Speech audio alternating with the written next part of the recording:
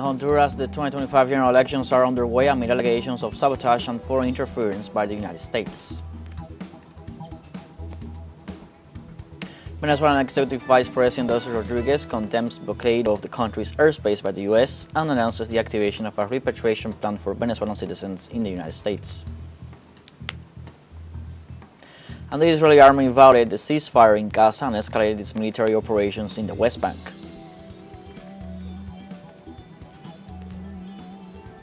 Hello, welcome to From the South. I'm Luis Alberto Matos from the teleSUR studios in Havana, Cuba. We begin with the news.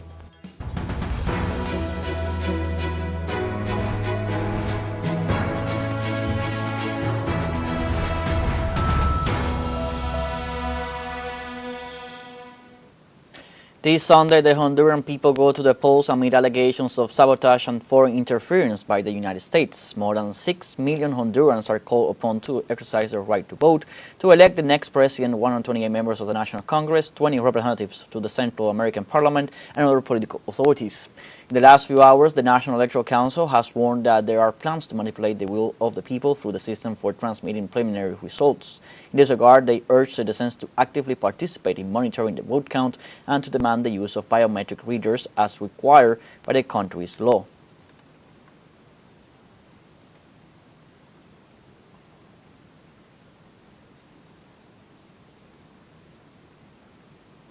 For more details on Honduras Election Day, we're going live with our special envoy, Jorge Gestoso.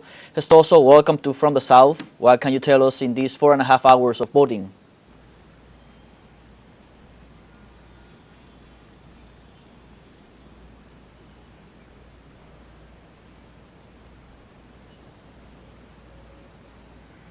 Voting is underway here in Honduras since 2 hours and a half. The polls has been open, and so far everything is running smooth.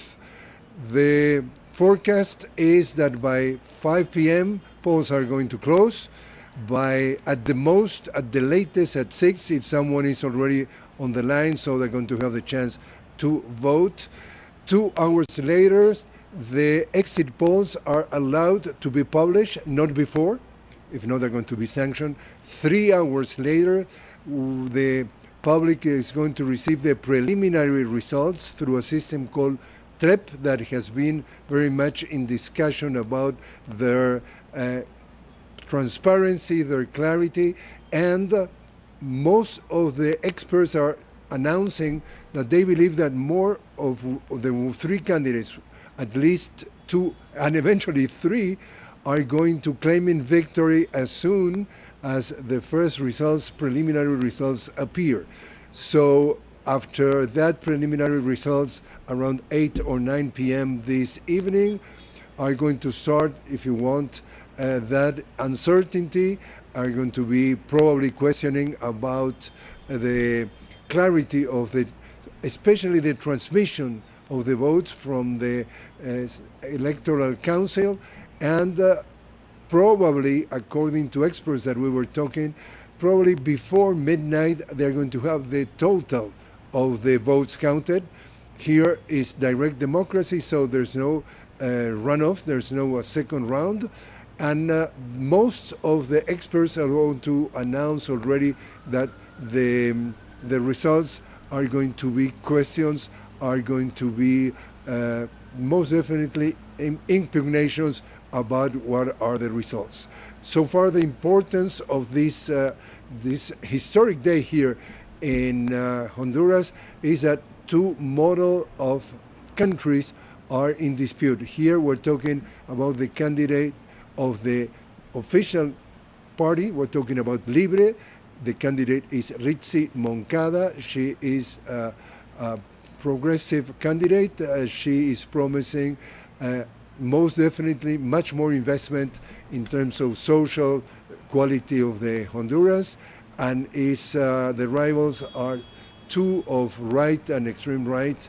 We're talking about they are proposing the shorten or the limitation of the government of the state, and they are really pro-capitalism. And the question mark has been that about 2-3 days before this election, President Trump in the US has endorsed the candidate more of the right of the two of the right, meaning sort of a far right. We're talking Nasri Asfura, and President Trump in social media has already said that the Honduras should vote for that candidate, and on the other hand also announced that a former ex-president of Honduras, we're talking about one Orlando Hernandez, that is behind bars in the U.S., serving a 45 years sentence for narco trafficking, and his brother, same thing in the U.S., Conde has been sentenced to life in prison. Probably President Trump said that he says that he will indict what they call it here, HO. That means the initials of Juan Orlando Hernandez, and this is the same party of the candidate that President Trump is endorsing. So that has created mixed emotion here. There are people say that definitely is harming that endorsement, the candidate of the far right. Other ones, they believe that eventually could give him a rise. So mostly we're going to put attention that the 6.5 million Hondurans are being convoked to vote throughout this day, are going to be waiting for the initially partial results, and therefore nobody exactly know what is going to be the reaction of the electoral and the reaction of the international community. There are thousands of international observers watching this process. Throughout the day, we're going to be sharing it with you. Here we have already displayed a special coverage in teleSUR, so we're going to keep you up to date according to what things are coming. We get back to you now. Thank you, Jorge, for all the details as Hondurans continue to vote and as they are going to the polls in Sunday's key general elections. Let's now welcome international analyst Ermelinda Malcott to go deeper in the analysis of this electoral day. Welcome, Ermelinda, from the South. Hello, thank you very much for inviting me. As always, it's a pleasure. Ermelinda, Hondurans are voting in these key general elections. What are the key factors to take into account for this Sunday's election day? Well, there are lots of key factors because the Latin American continent is under lots of pressure from the United States. So there are lots of key factors. The main one is that the actual government in Honduras is aligned with progressive and leftist policies. And so it's aligned with Venezuela, Cuba, Nicaragua, and also all the progressive countries of Latin America. So following that path, it would be extremely important in the face of the crisis that is the United States is pushing Latin America towards. The second incredibly important factor is, of course, the intromission of United States into Honduras elections. For example, one representative of the Congress, Maria Elvira Salazar from Florida, she's a Republican. She said that elections in Honduras was the main topic of the Foreign Affairs Committee of the Congress. So there are lots of risk of intromission of the United States in those elections. So it's first facing the crisis with an ally in Honduras and then secure that the elections are democratic and express the will of the people of Honduras and not the will of the United States. We are seeing, as you were saying, the interference of the U.S. in this electoral process, which of course go entirely against international law. And we saw that President Donald Trump issue a threat, we can say, that if the candidate that he endorses do not win, he will cut off any kind of international aid and international cooperation with the Honduran people. What will be the impact of if Donald Trump follows through with that threat of trying to impose his candidate and his will on Honduras? Well, there will be lots of effects. First of all, of course, for Honduras, because United States and the programs of United States, of course, are flowing a lot of money to foreign countries in order to develop some aspects they want to see developing there. But it also helps a lot of civil society organization. It's a very difficult process to evaluate. So of course that will have an impact, but we also can foresee that he will act on tariff and so on to pressure Honduras if the result of the election doesn't go the way he wants, and of course if he can't transform the election as the way he wants, because information can also be on the result of the election. So this is one thing that is very, very important. The second thing is that the Central American region is also fearing a lot of, I mean, they are not close to Venezuela geographically, but still they are not that far, and they are really fearing that what would happen to Venezuela if the United States decide to go one step further, and they say they would go that step further. They are very, very, very worried about what could happen to them. It's difficult to foresee what it could be, because with Donald Trump, you can never understand it. It's not easy, but they know that pressure will go on and go on, and that would happen whatever the result of the election, because the Monroe Doctrine that has been reactivated with Donald Trump would go whatever president is there. But of course, a progressive president like Rick Moncada will align with other progressive country, and that would give some force to that progressive countries in the Latin American continent. Speaking of Rick Moncada, before casting her ballot early in the morning, she offered statements, and she said that Hondurans today have two options: to go back to the drug dictatorship that existed before 2021, when from 2009, when the coup d'etat happened against former President Manuel Zelaya, until 2021, or to vote for the future of the country, to vote and put their trust in the Refoundation project, which is continuing to provide results. How do you think the vote will favor in this election day, and how do you think the turnout will happen in this context? There have been, during the whole presidential campaign, there have been lots of allegations of sabotage attempts, especially with the early transmission system.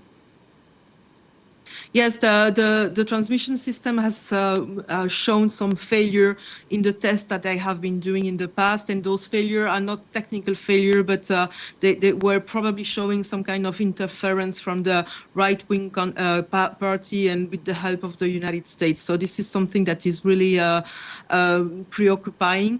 On the other hand, there are lots of polls that have been issued on Honduras, and they give very different results and are difficult to trust them, but there is one polling institute that has given very good results on the previous election, and they are saying now it's T Research Poll Institute, and they say that Moncada has 44% of intention of votes, and it is 14% upper than the second one, which is Nasrallah.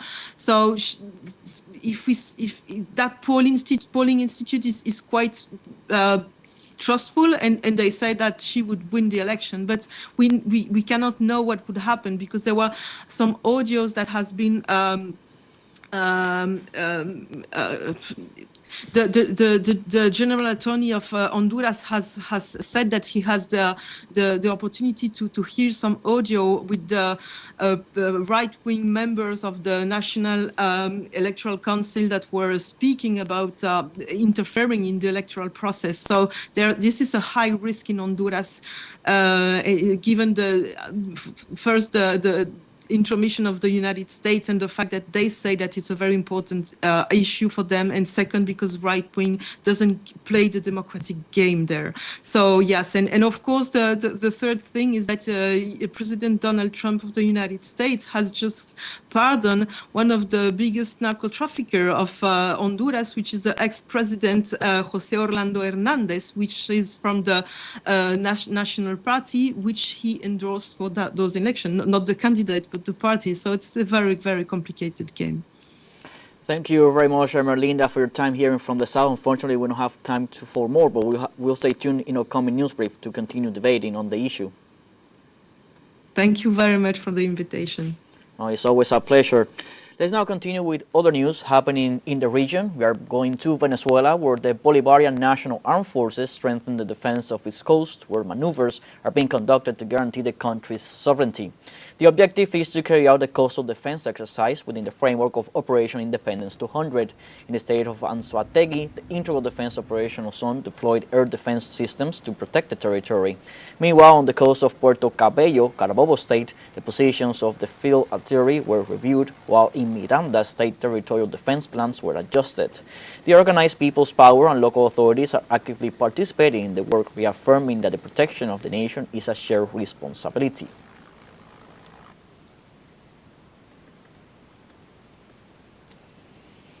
And Venezuelan Executive Vice President Delcy Rodriguez condemns the blockade of the country's airspace by the U.S. and announces the activation of a repatriation plan for Venezuelan citizens in the United States. In a statement, the Vice President said the U.S. government has granted Maria Machado's request to attempt to block Venezuela's airspace. In response to this aggression, President Nicolas Maduro has ordered a special plan for the return of Venezuelans stranded in other countries, as well as to facilitate the departure itineraries of those who must travel outside our territory. Venezuela has activated all multilateral mechanisms in accordance with international law for the immediate cessation of this illegitimate and illegal action. Venezuela will always prevail.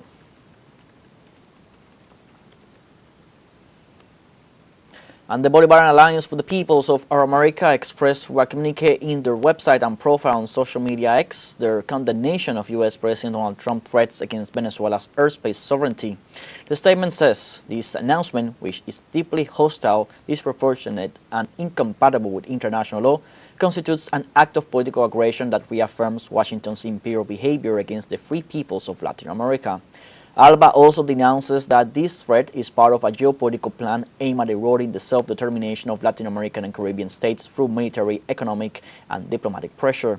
The organization also stated that attempting to exercise extraterritorial jurisdiction over Venezuelan territory, imposing instructions or conditioning the integrity of its airspace is not only illegal but also constitutes an arrogant provocation against the entire region. It is the reaffirmation of an old pattern, the one of those who still believe they have the right to impose rules on our skies, our borders, and our destiny. We now have our second break coming up. Before we invite you to visit our Facebook page at teleSUR English, there you'll be able to watch our top stories, special live coverage, and much more. Follow our page and activate the notification button to stay up to date on the world's most recent events. A final break, don't go away.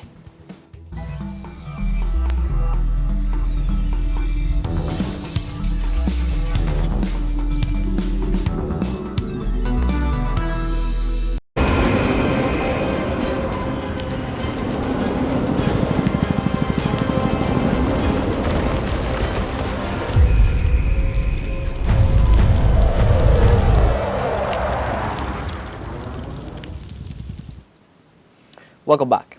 In Palestine, the Israeli army attacked several areas of the Gaza Strip, violating the ceasefire in effect since October 10th, while intensifying its military operations in the occupied West Bank. The attacks included helicopter gunfire and combat aircraft bombing of the southern cities of Khan Yunis and Rafah, as well as intense fire near the Morak axis and airstrikes against the Al Bureij refugee camp. Moreover, a large-scale operation to demolish Palestinian structures was added during the night of Sunday. The violation of the ceasefire has had a devastating human cost, according to official data. More than 350 Palestinians have been killed and more than 900 injured since the deal came into effect.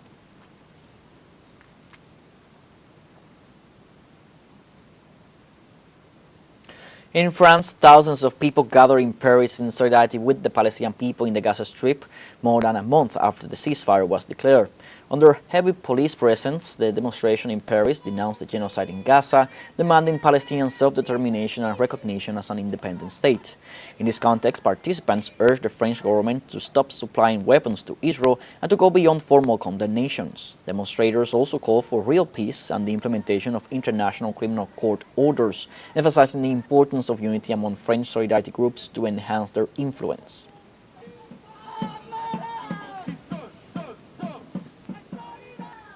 And Palestine's ambassador to Cuba, Amar Sorba, urged the international community on Sunday to promote the cessation of Israel's attacks on Gaza and the end of the occupation of his country.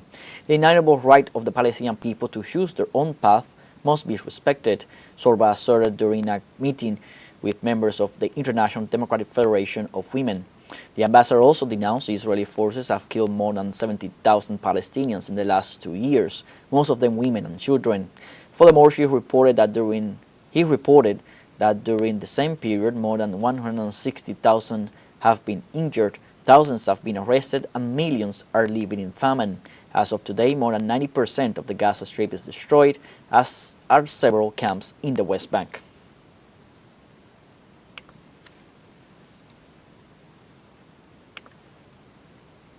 And in northwest of the Democratic Republic of the Congo, at least 20 people died and several remain missing after a boat capsized on Lake Mai-Ndombe.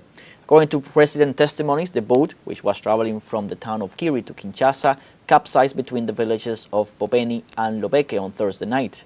In this scenario, the local diocese confirmed that among the dead is a newly ordained Catholic deacon. So far, the governor of Mai-Ndombe, Kevani Nkoso, has stated that the government has not yet issued an official figure for the victims or survivors, as it is waiting for details from the rescue teams. Boat capsizing is common in Central African countries where poor road conditions force the population to use cheap, overloaded wooden boats with a shortage of life jackets.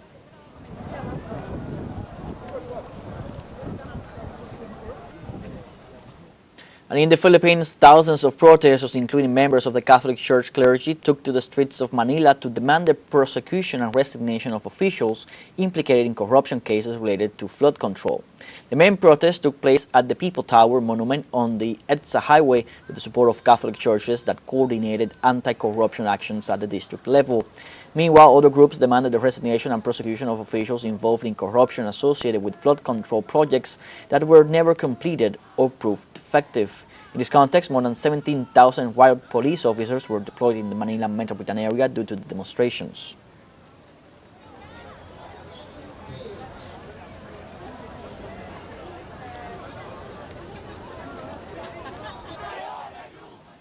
In Germany, thousands of protesters took to the streets to reject the creation of the new youth wing for the far-right party Alternative for Germany. Although the demonstrations were peaceful, several confrontations with the police occurred.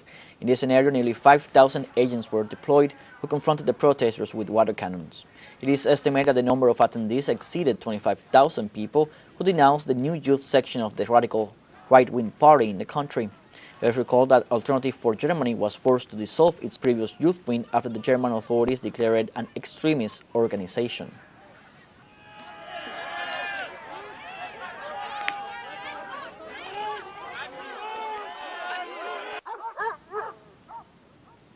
And airports around the world experience flight disruptions after European company Airbus announced the review of 6,000 A320 aircraft for an urgent control software update.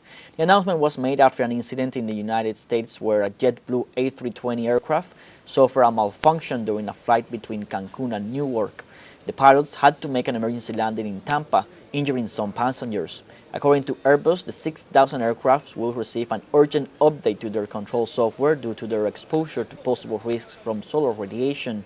The company explained that intense solar radiation could corrupt data vital to the operation of the aircraft's control systems, adding that the software update could take weeks for just 1,000 aircrafts.